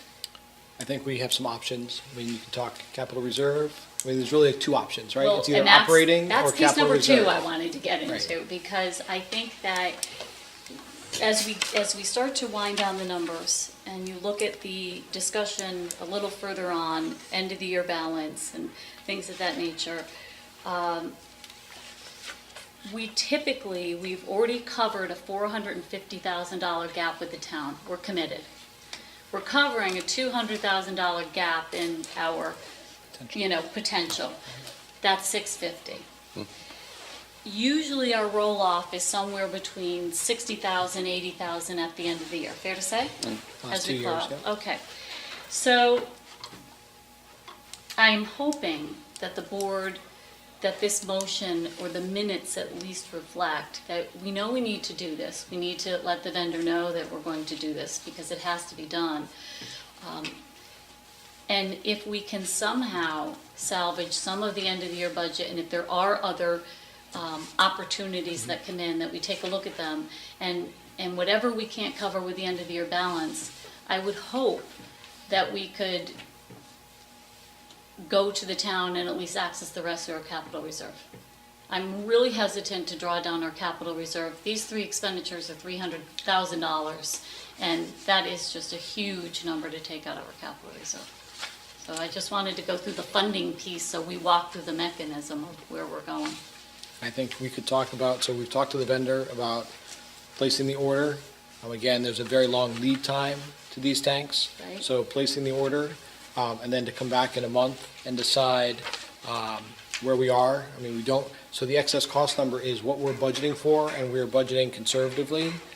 We may do better. We may do better. Worse. That's right. And so we don't have to decide right now which bucket or which combination. I mean, maybe we look at some of end of year, some capital reserve. I think I've been, a pretty big proponent of trying to keep that capital reserve for this type of expense, but not to draw it down too quickly. So we don't have to do that tonight. I just wanted to have the Yeah, conversation well- because in 2 more weeks, in 3 more weeks, we're going to be having to close out this year's budget and adjust next year's budget. And that is a lot to be thrown at board members in, a 5-day scope. And so I think that because Right. it's I been, think one of the issues is the urgency for Holland Plain. I have no problem That's- supporting the yeah, motion to yeah. get the vendor I understand. notice. I understand. But I would also ask that the board, let's see what numbers come in, let's see where we go and go from there. But that's, we're spending that money. We have to do it. And we'll have to find ways to do it, so. Any other? I just have a point of clarification. When will this work be done? So we're hopeful that we can get the work completed before the start of the school year. That's the plan. But it will still go on this year's budget, even though the work won't be completed until over the summer when we're in the next budget cycle? So there's a couple of layers to that, but yes, the work will be ordered, it'll be started, it'll be kind of underway in this year's budget.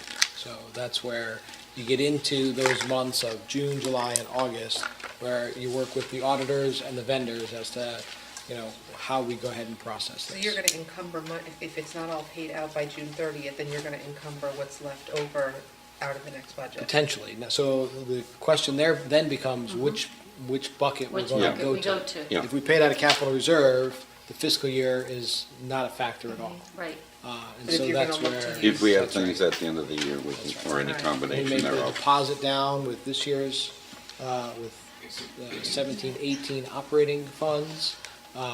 There's a couple ways for us to do that mechanically.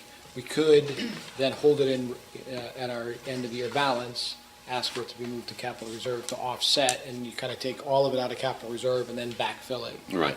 So there's lots of ways for us to move those pieces around. But it's concurrent, because now you're looking at also SNIS is right up, Okay, it's on deck. that's next. So, Well, that's my you know, question. yeah. Is it prudent to do one from this year, this year's budget, and move the Sarah Noble to next year's budget? It's not like we're using the same vendor and getting a discount for doing multiple jobs, correct? Because we're going with 2 different vendors, so. Right. The challenge becomes, not the job, I apologize, but the challenge becomes, we don't know at this point if we can spend this out of this year's operating budget.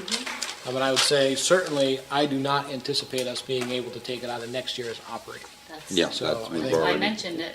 The Okay. funding for this will most likely come from capital reserve unless, and then if the that year. excess cost number comes in, we're planning on 200 because we feel that is worst-case scenario, and it would be irresponsible to kind of hedge our bets.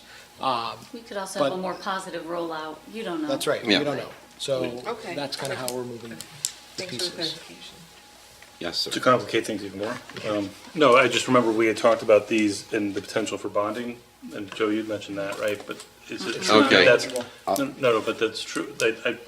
I could be wrong, but that I heard this, but that the threshold's not high enough for that.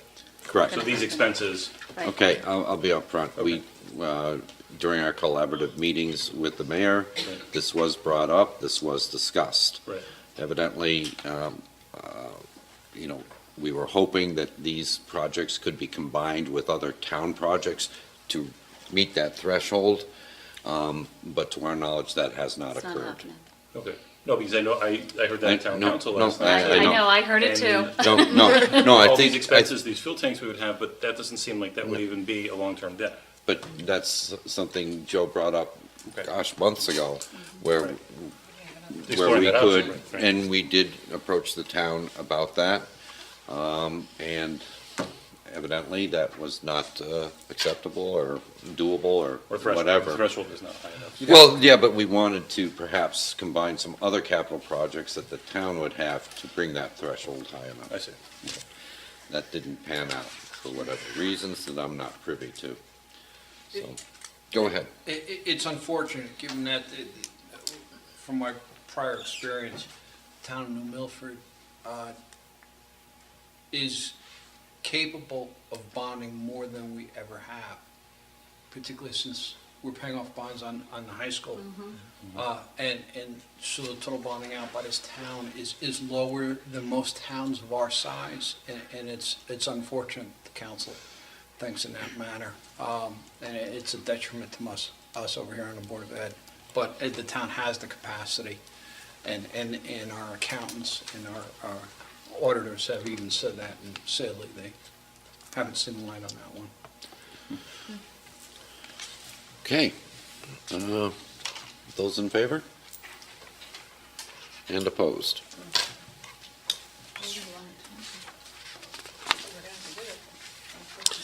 Okay. I need a motion to award the bid for the SNIS fuel tank replacement to True Blue Environmental Services. David, did you have them down as opposed? I was for the motion. Oh, you were? Yeah. Oh, That's- I I did wanted to have you down clarify as that. opposed. Okay, no, I just Okay, wanted to clarify. all right, We if, didn't- I'm going to defer to the I- parliamentarian. yeah, Can we I do wanted this to be vote? clear because I turned to Ms. Chastain and said. Can we do the vote over? Would that be? Could Okay. you read the motion I again? certainly and will. take it, because two hands went up, and I just want to make sure we're clear. Okay. The motion is to award the bid for Hill and Plain fuel tank replacement to ETT Environmental Services. Those in favor?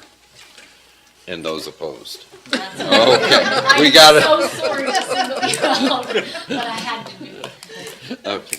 I am not in agreement with I- it, period. I'm more than happy to say that. Okay, thank you.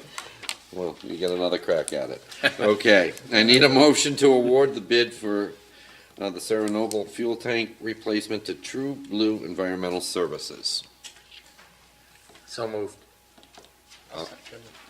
Okay, and any discussion? What is the plan on this? I think we just discussed it. Well, we did, but explain the timing issue to me on this one. Okay, timing is a little bit different with That's why this. I'm As Mr. Smith indicated, this building is run on natural gas. However, I would caution, one of the important factors with the fuel tank here is that it runs the generator, and this is an emergency services place for the town. So I think we need to consider that as well. And I'm going to turn it over to Mr. Smith on some of the logistics there. So When's our cutoff date? Well, so the official cutoff date really. I'm sorry to be so direct. No, it's fine. The January 1st is when the DEP is going to tell us that this tank is out of compliance. And how long does it take us to do the work? So it takes us about 10 to 12 weeks to order the tank and about 2 weeks to replace it. So we're looking at 2 months. Yeah. Yep. Is this something that could be done in the winter?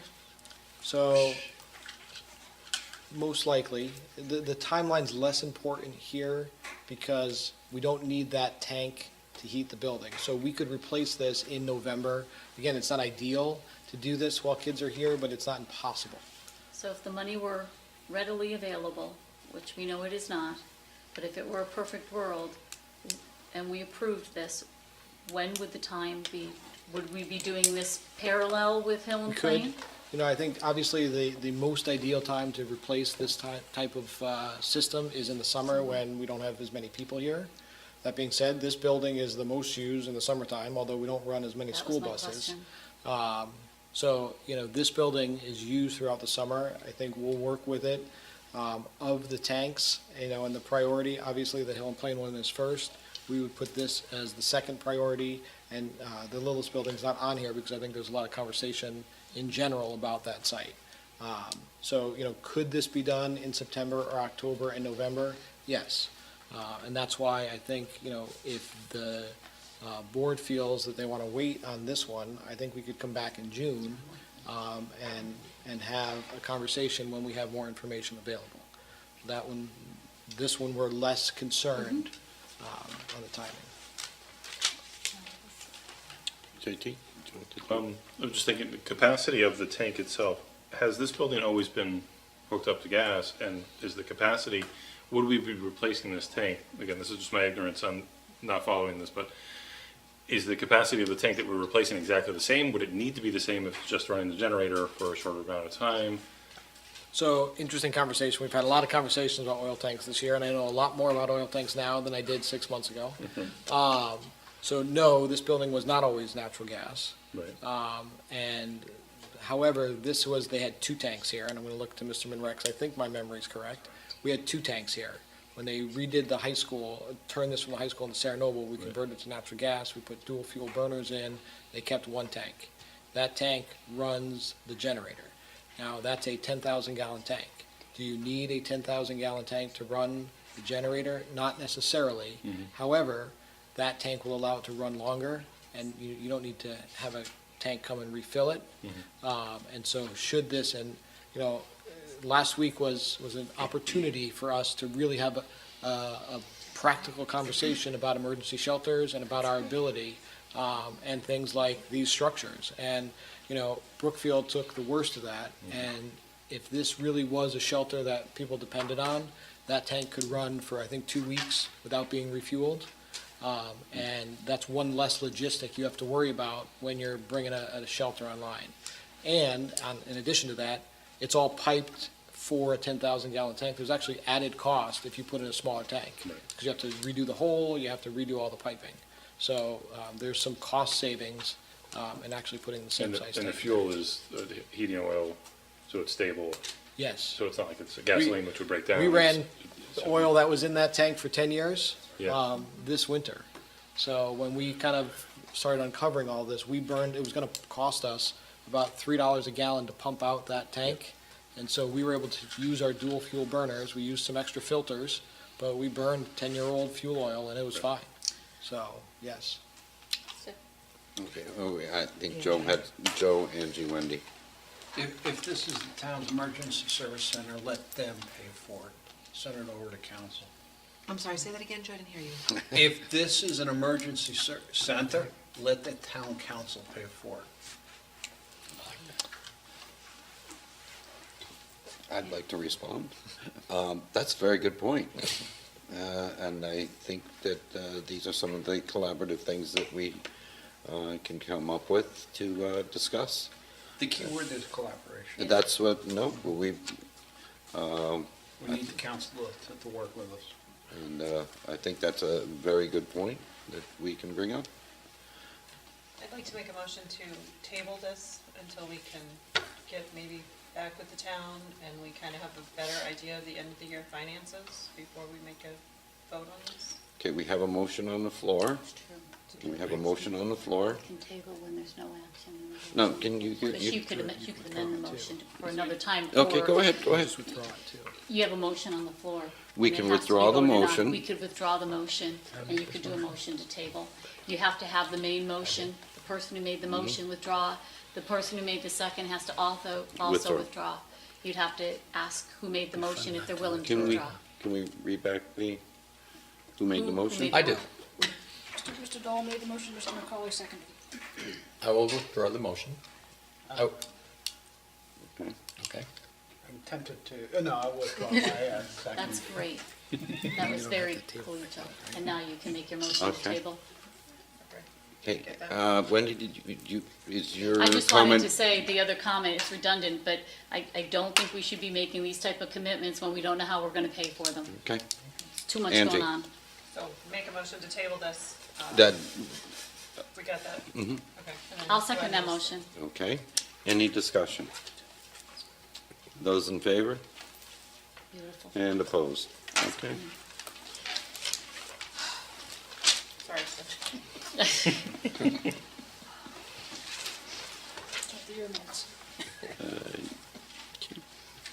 Okay, items for information and discussion. Okay, I'm going to turn most of these over to Mr. Smith. Last day of school for students, I think was in the report. If you would repeat, please. So I wanted to say it before when there are a lot of people in the room. Yeah, I wasn't clear on it. You know, so the last day of school for students, I think, so there, as I mentioned before, there are a large amount of logistics that, you know, prior to this exercise, I don't say we were unaware of, but it's interesting as you start to unpack this, the layers that this uncovers with bargaining units and some practical kind of application pieces. So we're crawling through those now. I plan to have a communication to parents and staff so that it'll all go out on Friday of this week if we can check a couple more boxes and let people know. Like I said, we've confirmed with the State Department that we can't crawl back. We currently have 181 school days on our calendar. State law tells us we only need 180 days, so that is one avenue that we're looking at, which would move the last day of school from the 29th to the 28th. Again, there are a lot of logistics that we have to be able to work through in order to make that happen, and hopefully in the next 3 days or so, we'll be able to send out that communication. So you're not providing to us any fact Graduation, information the insider information for those still watching at home, graduation will not change. So that Saturday, the 23rd, is locked in, and we are not changing that date. Yes, sir. Is it possible to have like early dismissal on some of those days if it's really hot? So, thank you. There's a couple pieces that have been floated out there. So it is not permitted by state statute to go to school on Saturdays to make of the day. It is also not permissible to extend individual days by an hour or two and have that count for students as a work day. We can decide the length of the day, especially that last week of school. However, when you get into labor contracts, there's pieces, again, not that we can't do it, but things that we need to make sure we account for before we make that decision. Okay. Thank you. Yes. I would just comment that when you send out the communication, you clearly spell out what will and will not be excused absence, because I've had that question probably 30 times today. That I if- think I met with Mr. Corpo today, I talked to Mr. Shagru today. I think, there are personal logistics for families that plan to travel that week. Sure. I think the short answer, and I will make sure this is in the communication, but the short answer is, if the student has less than 9 days, the threshold for what's an excused absence is pretty broad. Okay. When you start getting into 9, and certainly when you get to 14 and 18 days, the definition between excused absence, truant, and chronically absent starts to grow. And so I think for some families, it will be a non-issue, and for other students, it may become more of an issue. I think this is another example of one size fits all and doesn't take Yeah, in absolutely. extenuating circumstances, and I would hope that this district doesn't take punitive actions for acts of nature. Okay, thermal scan, roof reports and recommendations. So as talked about at facilities, and I think in your packet, you have a summary with a little bit of a timeline. This may have evolved last week as we look at the amount of damage to the high school roof. That roof is 18 years old, and that was the most heavily damaged building in the district. Currently, we're looking at repair estimates and working with the insurance as to what would be covered. I think it's hard to say what action we should take until that analysis has been done and we know kind of where we stand with cost and coverage. That being said, we had some preventative maintenance work that we were planning to do over the next 2 years. Again, that will change. Same thing with Hill and Plain. I think one of the things that we're trying to do is get on a cycle where we're investing $15,000 to $20,000 a year in roof repairs and maintenance, so that, again, some of our roofs, Northville and Hill and Plain, are decades past their expected life. And so by investing some preventative maintenance, we're able to keep those roofs kind of functioning at an appropriate level. The big thing here is when you look at 2019, you can see the Sarah Noble roof, the sheer scope and size and complexity of this roof could potentially be a 4-year project. We expect that the main work will take 3 years, and that we'll have a bill of, approximately $3 million. This is a conversation that we're having with the town, and it's not just about the Sarah Noble roof. Every year we install a roof, you know what its life expectancy is. I think we're very proud of the fact that we put it in a turf field and are talking now about how we fund it 10 years from now, the replacement. We want to have that same conversation about all. It's not a surprise to anybody that a roof that is 30 years old needs to be replaced. I think the challenge we have is that there's not a cycle, and I think, as Mr. Fay said earlier, this is a bonding issue. We are not paying for the Sarah Noble roof out of the Board of Ed's operating budget. This is a town building. We are stewards of a town building. What we're working with the town on is to have a cycle where this isn't a surprise, that you bond a roof, You have 30 years to pay down that bond. You take one roof off, you put another roof on, or 3 roofs, or whatever the scope of those projects. There really should be a 30-year capital plan, not just a 5-year capital plan. And so that's where Kevin and Anthony and I have been meeting with the town, and hopefully in the next couple of months, like, that is a plan. It's not a surprise. We know what our buildings are. We know the windows. We know the roofs, not just of school buildings, but of town buildings. We know our parking lots, all of these big capital projects. We really need a 30-year kind of bond capital cycle, and that we don't have that right now. So now we're talking about, gee, we need to replace the Saranova roof. It's past its expectancy. It's leaking. Now it's this conversation of this is a 6-month. And kind of the oil tanks was a small foray into this conversation, but it's not a surprise that oil tanks are 30 years old and need to be replaced. It shouldn't be kind of this conversation tonight of, gee, we have till January to replace it, and how are we going to pay for it?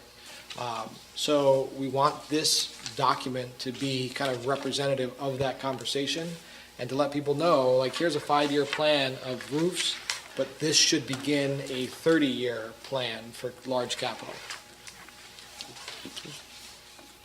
Yes, sir.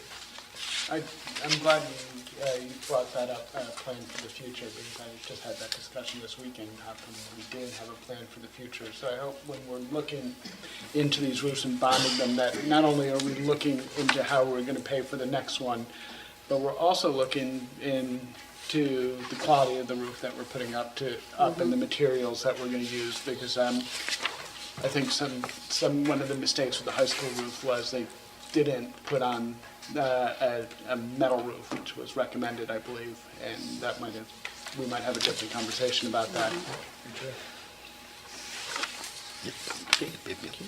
End of the year, again, I think we've had snippets of that throughout this evening. But We did. Well, can I just have a clarification on that? The End of the year balance? Yeah.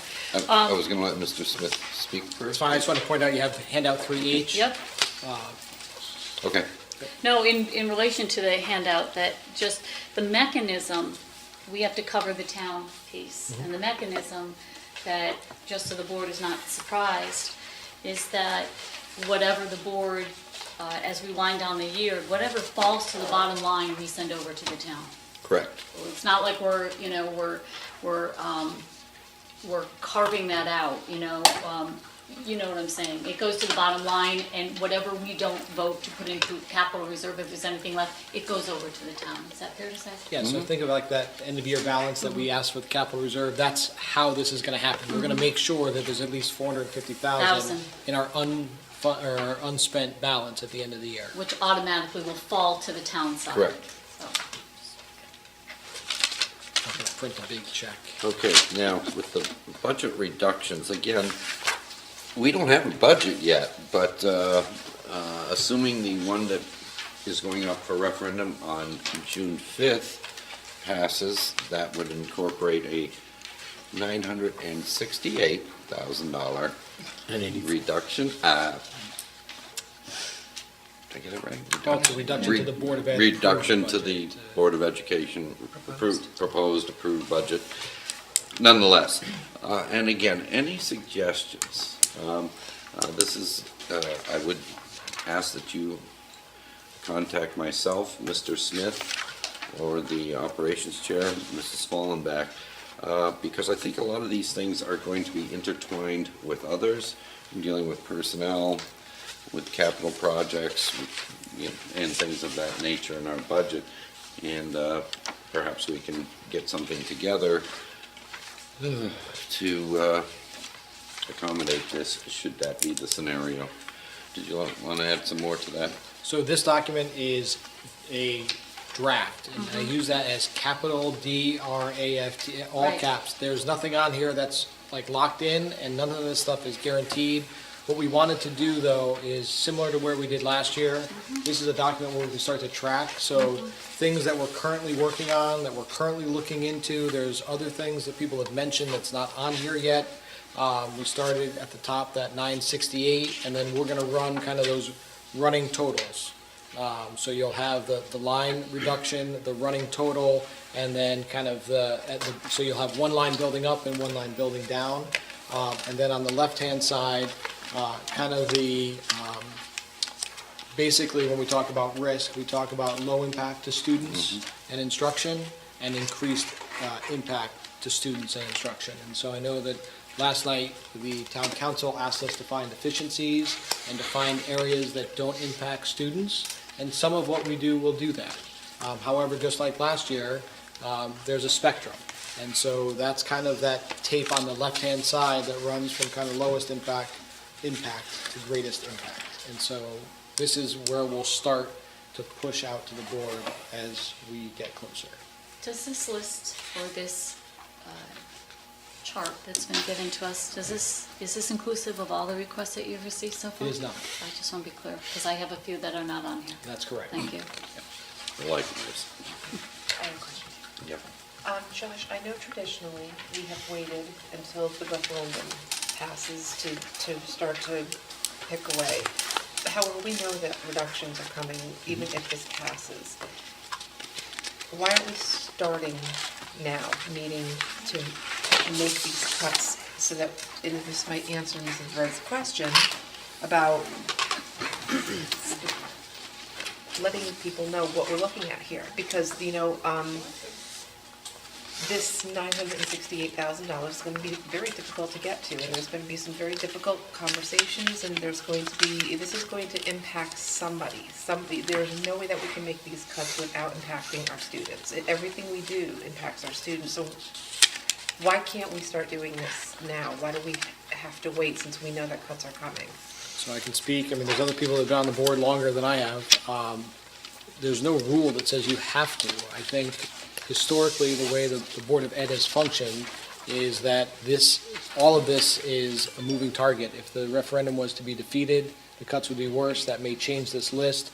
And I think in the past, it gets volatile of pitting program against program until those ideas are solid. And I think that has been the decision of the board, really, and I looked at some of the board members that have been on longer, to wait until all as many variables as possible are known, insurance adjustments and things like that, before you get into programmatic corrections. But that is a choice that in the past the board has made.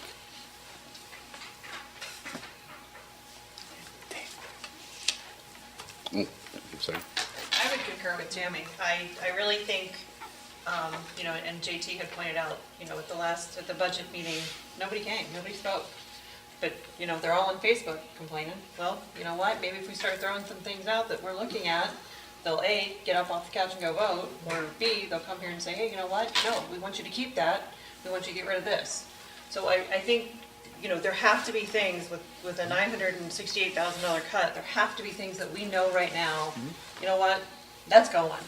So I think the earlier we can put those things out, I think it to me, makes us more transparent. And if you're gonna hear, well, you're being reactionary, or, no, this is the way it is. This is the way it is. And if you have some input, bring it. We wanna hear it. Wendy? Yeah. Well, I agree with that to some degree. I think that the conversation is healthy. I think that anybody who looks at this chart, who's been to the board meetings or reading through the minutes, it's pretty fair to say what some of our struggles are going to be. My concern about making an actual commitment to the community is we can't guarantee that. We're not taking a vote right now. Between now and June 5th, I could change my mind. And now we've just told the community, guess what? Sorry, I don't like that. A vote is a vote. We only have the power as a seated body to make that vote. We can have the conversation. I have no problem having a conversation right now. What are y'all thinking? That's great. But we need to be fair to the community and let them know that this is ongoing dialogue. And the other concern is, and I don't like to say this out loud, but should this number change even more so, then you've already you've given the community an idea, but that is going to change again. I don't have a problem with the conversation. There's no policy that says that we can't have this discussion. And we actually should have some kind of a public discussion. We started it at operations. We've been hearing it for months.Maybe not as visible as some people would like to say, we're cutting this. But we haven't taken that vote yet. And personally, we have had some of those conversations, we have the chart in front of us, we have some people who have requested certain areas, we can certainly put that out there right now to the community, what are you looking at?